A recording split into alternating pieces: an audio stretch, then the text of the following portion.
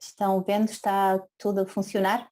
O som e a imagem? Sí, Sim? todo bien, Alexandra, no te preocupes. Se Ok. escucha bien y se ve Então, bien. então, muito obrigada. Tenho muito gosto em ouvir e em estar aqui convosco.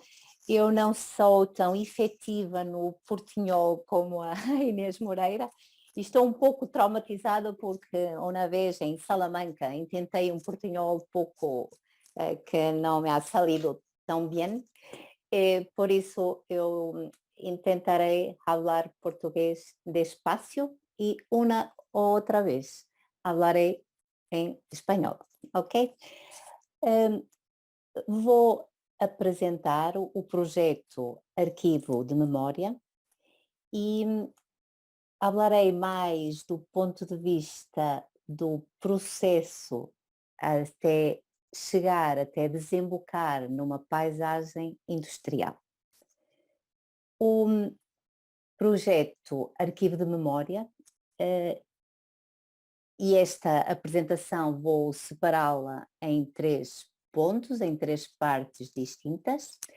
Uma breve história do projeto, a forma como organizamos a informação e como permitimos ou procuramos que ela fique disponível para todos, e o modo como iniciamos numa paisagem rural, fronteiriça, junto à Espanha, e neste momento desembocamos numa paisagem piscatória industrial junto ao Atlântico. O projeto iniciou-se em 2010 em Vila Nova de Foscoa. Essa é uma imagem do Museu do Coa, e iniciou-se este projeto não tanto por um impulso memorialista, não tanto por estarmos entusiasmados pela ideia de recolher memórias. Ele iniciou-se porque nós outros tínhamos percebido, compreendido que os mais velhos, os maiores, estavam muitíssimo isolados. É uma região com muito poucas pessoas e, sobretudo, essencialmente, os maiores que viviam nos lares, residências de ancianos, estavam muito desocupados. Particularmente numa pequena povoação, localidade, que tinha sido um anterior centro oleiro. E pensamos que seria uma forma, um modo de os ocupar, de quebrar o isolamento, integrar os maiores com os jovens num projeto comum, construindo todos um arquivo de memórias. Seriam as memórias inicialmente muito ligadas à olaria, mas seriam também memórias de vida, histórias de vida de cada um dos entrevistados.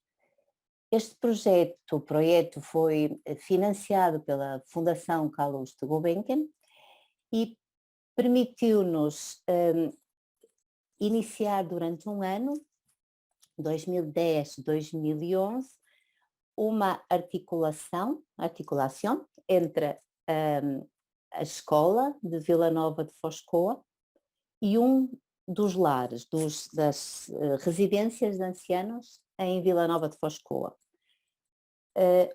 A ideia era essencialmente formar os mais novos em vídeo, fotografia, metodologia de entrevistas, etc. E os mais novos desplaçariam às casas de ancianos e poderiam fazer as entrevistas. ou foi criada uma pequena equipa de coordenação e de ligação, e os mais novos foram formados, ensinados em fotografia, vídeo, etc. No segundo período escolar, fizeram essas entrevistas e no terceiro, no final do ano letivo escolar, fez a divulgação do trabalho realizado, com uma série de trabalhos de animação e de divulgação do que tinha sido gravado e filmado. Foi também realizado, na altura, com a supervisão, o apoio do Arquivo Nacional da Torre do Tombo, a digitalização e o acondicionamento dos pequenos arquivos familiares, quer dizer, fotografias, postais, ilustrados, cartas, correspondência, foi digitalizado por nós e foi de novo devolvido aos maiores, aos seus proprietários, pero bem acondicionado, em papel acid free, para que perdurasse para o futuro. Em al final, teníamos 51 entrevistas e 221 documentos digitalizados. Tinha terminado o projeto financiado pela Fundação e foi criado com um protocolo com a Comissão Nacional da Unesco, um clube Unesco com o nome do programa da Fundação que nos tinha apoiado, como forma de homenagear também esse programa, e foi criado um clube Unesco entre gerações. Ainda nesse ano foi alargado um pouquinho o âmbito geográfico do projeto a um município vizinho, também fronteiriço, Figueira de Castelo Rodrigo, e foi intentada uma experiência coordenada por uma arquiteta do lado da fronteira, em Castelo e Leão, com o apoio de uma fundação, do de Soria e uma associação local. E foi também realizado um conjunto de entrevistas, perto de 100. Como o projeto tinha alcançado bons resultados, intentamos fazer duas coisas. Por um lado, alargar a uma geografia mais ampla, a todo o Vale do Coa e também a El Duero Internacional, e ao mesmo tempo poder adquirir um sistema de gestão da informação, porque é muito difícil gestionar uma massa muito grande de vídeos, de entrevistas, e por isso era essencial. E candidatamos-nos a um programa de financiamento da Comunidade Europeia que nos permitiu, então, pensar numa estratégia para 5 anos, para o projeto, e realizar um conjunto de ações de envolvimento de toda a comunidade em todos os municípios do Vale do Coa. Eram 10 na altura, é uma área bastante extensa, e fizemos sessões em muitas das pequenas localidades de apresentação do projeto e de recolha, gravação de testemunhos, e no final de um trabalho que durou cerca de 2 anos, pudemos também adquirir uma base de dados, um InPatrimónio, onde inserir toda esta informação e criar uma interface, um site, onde esta informação pudesse ser devolvida à comunidade. A ideia seria sempre um projeto muito, digamos que participativo. Todos colaboravam na recolha e depois o projeto, a informação é devolvida à comunidade.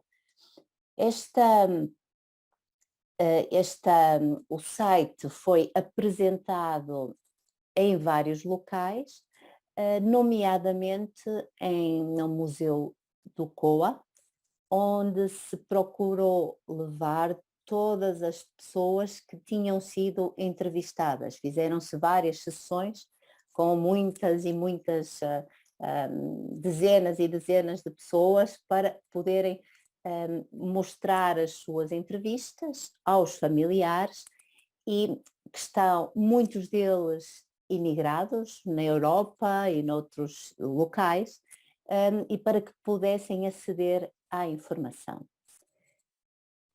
A questão essencial que nos demorou mais tempo a trabalhar, a desenvolver e a refletir, a pensar, foi como organizar esta informação e como organizar o website.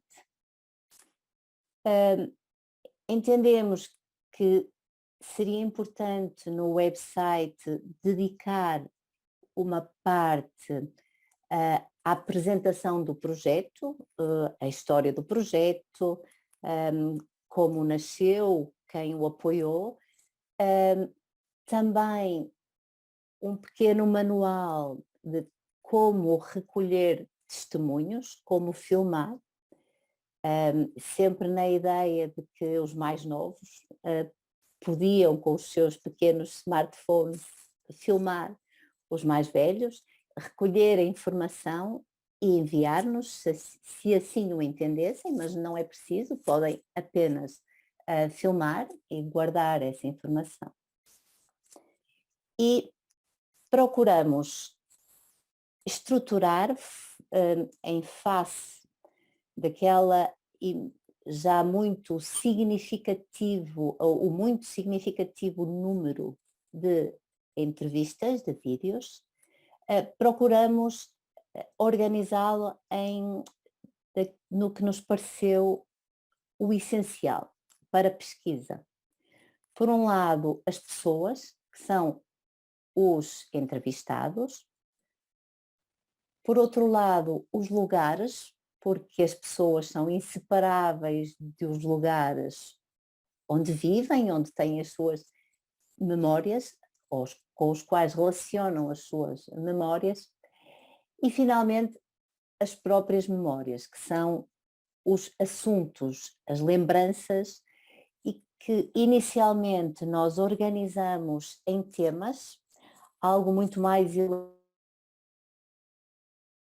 quase um ano a organizar estas memórias em temas, e depois pensamos que era mais simples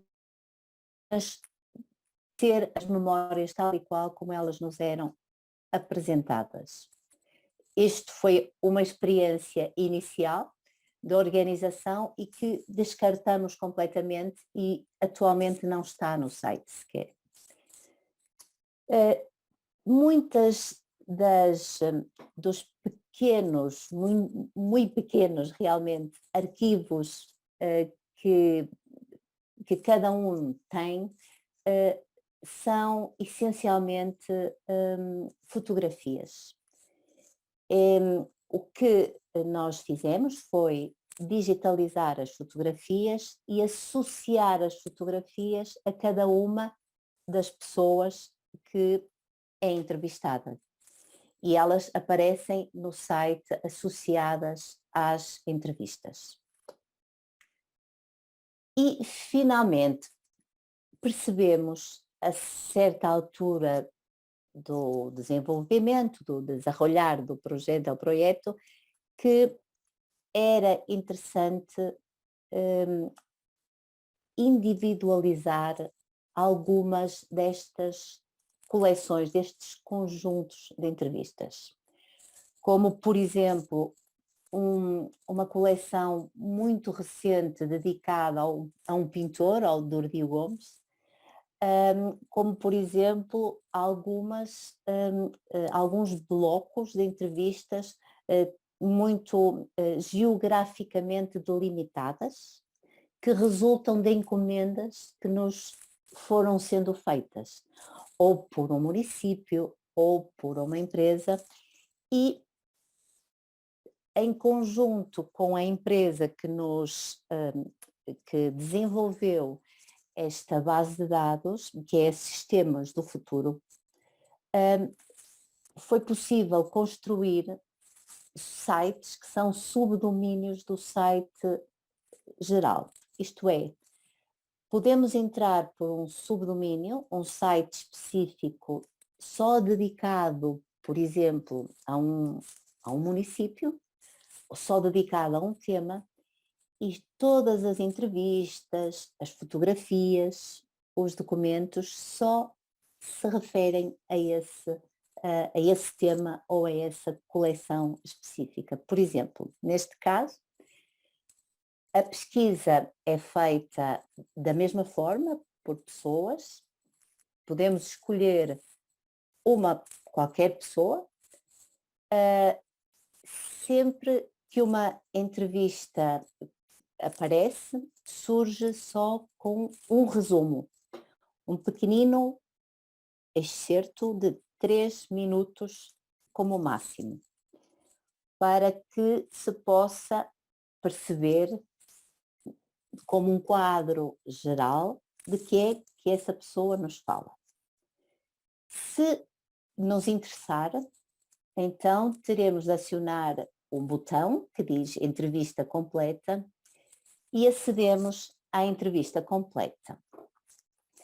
E como nós fazemos a indexação de todas as entrevistas, é possível navegar na entrevista numa barra que se encontra na metade inferior e clicando, acionando em cada um destes botões, a entrevista avança para o sítio local onde a pessoa está a falar naquele tema específico. Por exemplo, aqui neste início, não é?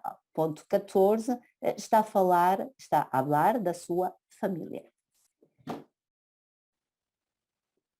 Se nós tínhamos iniciado por colocar sempre os lugares onde os testemunhos eram filmados e aparecem o lugar e toda a lista de todas as pessoas entrevistadas, mas a partir de certa altura incluímos uma outra realidade que é mais interessante, naturalmente, que são os próprios lugares tratados como um tema e com entrevistas associadas a esse lugar, à história do próprio lugar.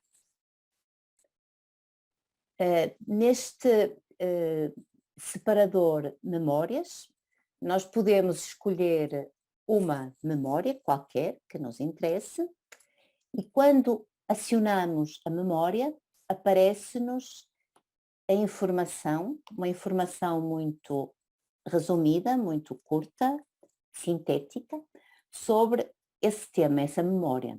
No caso, a fábrica de conservas Pinhais. E aparecem-nos todas as pessoas que falaram sobre essa fábrica. Se nós escolhermos uma das pessoas, ela aparecerá a falar da fábrica no momento, a entrevista aparece no momento exato em que a pessoa está a falar dessa fábrica. Portanto, aqui, há 1h e 13 minutos de entrevista, ela fala-nos da fábrica. Se nós depois escolhermos um conjunto na galeria, sempre que as pessoas nos cederam fotografias, podemos aceder às fotografias com a informação que nos deram. Normalmente a fotografia de que edifício ou local se trata, a data, etc.